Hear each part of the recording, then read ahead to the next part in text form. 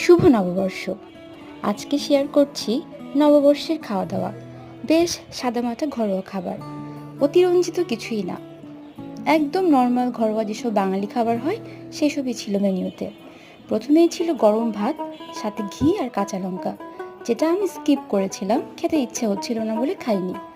তারপর ছিল ডাল দিয়ে মাছের মাথার মুড়ি ঘন্ট। এরপরেই ছিল রুই মাছের কালিয়া। তারপরে ছিল মুরগির মাংস, একদম কষানো লাল লাল, ঝাল ঝাল আলু দিয়ে রান্না করা। মাংসে কিন্তু আলুটাই বেশি ভালো লাগে, তাই না? মাংসের চাইতে তো আমার কাছে আলুটাই মেন আকর্ষণ।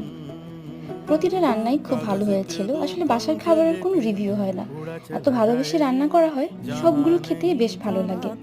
আর আমার ভিডিওটা ভালো লাগলে লাইক, শেয়ার আর সাবস্ক্রাইব করে দাও। টাটা।